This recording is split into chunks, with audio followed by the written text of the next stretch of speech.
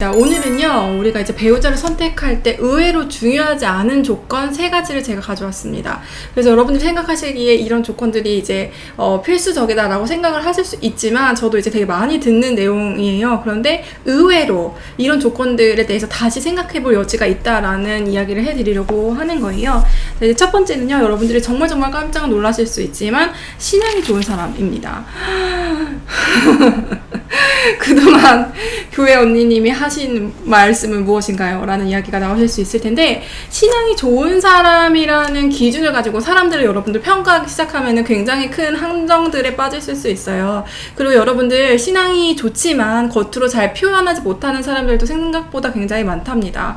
그러니까요, 우리가 이제 저도 이렇게 언어화해서 이제 신앙을 설명하는 뭐 이런 콘텐츠들도 많이 하지만 그런 쪽으로 더 발달이 되어 있을 수 있는 거죠. 그러니까 이게 사람마다 조금 이렇게 성향이 다르다는 거예요. 그리고 우리가 특히 여자분들이 남성분들을 볼 때 남성분들이 신앙의 언어로 너무 이렇게 수려하게 어떤 하나님에 대해서 설명을 할 수 있는 남성분들은 대부분 사역자일 가능성이 크거나 아니면 향후에 사역자가 되실 분들일 가능성이 크세요. 이게 왜 그러냐면 이제 내 직업이 아니고서는 남성분들은 특히 신앙이 마음속에 깊이 있으시지만 언어로 표현을 잘 못하실 가능성도 크다는 점을 꼭 명심을 하셔야 합니다. 그래서 신앙이 좋은 사람을 찾다 보면은 이렇게 우리가 잘못된 길로 빠질 수가 있다는 거죠. 그래서 신앙이 좋은 사람이라는 기준을 잠시 내려놓고 신앙이 있는 사람이면 된다라는 관점으로 그냥 그 부분은 그냥 굉장히 평이하게 가져가셨으면 좋겠고요. 내가 특별히 이 사람과 이제 하나님을 같이 사랑하고 싶은 사람, 같이 하나님께 영광을 돌릴 수 있을 것 같은 사람을 찾으시면 될 것 같아요. 자, 그리고 두 번째는요, 두 번째도 정말 의아하다고 생각하실 수 있는데 대화가 잘 통하는 사람입니다. 그래서 대화가 잘 통하는 것을 통해서 분명히 우리가 배우자임을 확신하게 되기는 하거든요. 그런데 제가 말씀드리는 거는 이 첫 번째랑 비슷하게 이 많은 사람들 중에 누가 나와 대화가 잘 통하지를 이렇게 선별하려고 하면은 이것도 좀 어려울 수가 있어요. 왜냐면 대화가 잘 통한다는 것은요, 사실은요, 우리가 사랑하고 존중하는 마음이 있으면 누구와도 대화가 잘 통할 수 있답니다.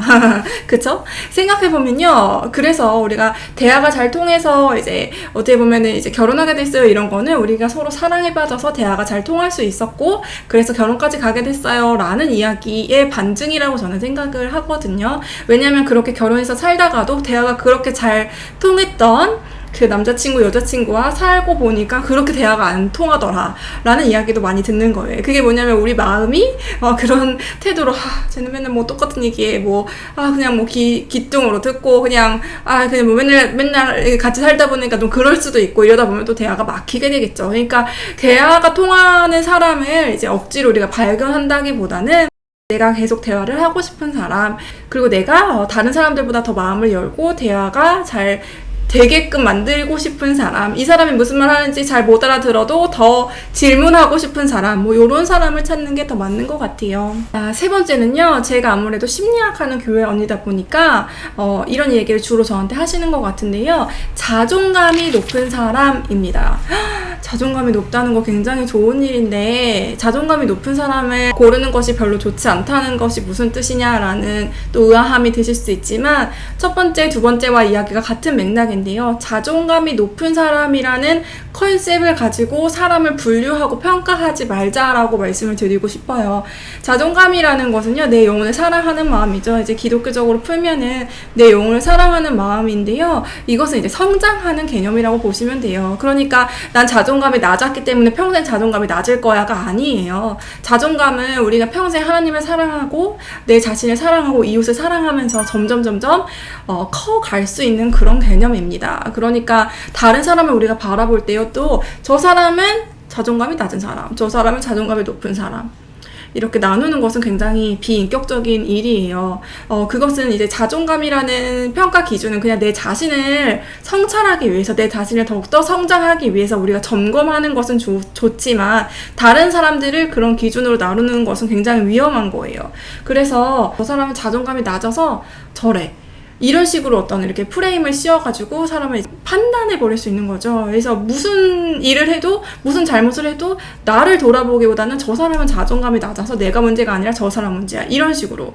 혹은 나는 자존감이 낮아서 모든 게 다 내 문제야, 이런 식으로. 이렇게 하는 것은 굉장히 위험하다는 거예요. 그래서 자존감이라는 그 심리학적 용어를 너무 여기저기 이렇게 갖다가 넣으시지 않으셨으면 하는 바람입니다. 우리가 이제 생각하고 있는 배우자의 조건, 제가 오늘 이야기한 3가지 조건 말고도 여러분들이 이제 원하는 기준들이 있잖아요. 그런데 그 기준들에 대해서 어떻게 점검을 해보시면 좋으냐면, 왜 내가 이 기준을 그렇게 중요하게 여기고 있는가라는 것을 반문을 해보세요.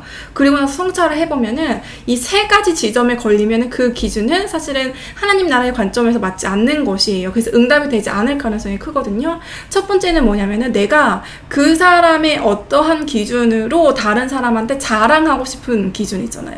예를 들어서 내가 이제 예쁜 여자를 만나고 싶은 건 좋아요. 근데 그 예쁜 여자를 내가 만남으로써 내 친구들한테 내가 이렇게까지 예쁜 여자를 만났어 라고 자랑하고 싶은 그러한 예쁨이면 안 된다는 거죠.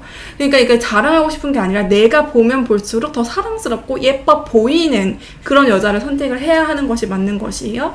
자, 2번째는요, 내가 그 사람의 어떠함 때문에 내 인생이 더 플러스 될 것 같은 느낌이 드는 그런 조건들 있잖아요. 예를 들면은 내가 물질이 조금 부족하게 자랐는데 물질이 많은 남자를 만나면 내 인생이 필 것 같다, 이런 것들 있죠. 이런 식의 조건들도 하나님이 원하시는 조건이 아닙니다. 왜냐면은 그 사람의 어떠함을 도구 삼아서 내 인생의 목적을 이루려는 시도이기 때문이에요. 그래서 이게 굉장히 이기적인 거고 비인격적인 거예요. 여러분들이 갖고 있는 어떠한 조건들을 반대로 생각해서 다른 누군가가 이용하기 위해서 여러분들과 친구가 된다고 생각을 하면요, 굉장히 끔찍하잖아요. 마찬가지로 우리가 그 누군가를 비인격적인 요소로 그것을 이용하기 위해서 관계를 맺는다는 것은 굉장히 잘못된 것이죠.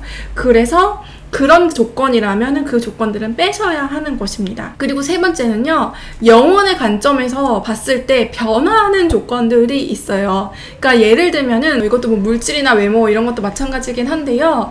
이게 그러니까 어떤 사람이 어떤 상황에서는 사회적 위치가 뭐 높았다가 어떤 상황에서는 낮아질 수도 있는 것이고, 어떤 상황에서는 이 사람이 좋아 보였다가 나빠 보일 수도 있는 것이잖아요. 그러니까 이렇게 변화하는 기준은 늙고 병들어도 영원히 사랑할 사람을 만나는 관점으로 봤을 때는 언젠가 무너지기 쉬운 관점이라는 것이죠. 그래서 이런 기준들도 다 이제 다시 한번 재고를 해보시는 게 좋을 것 같아요.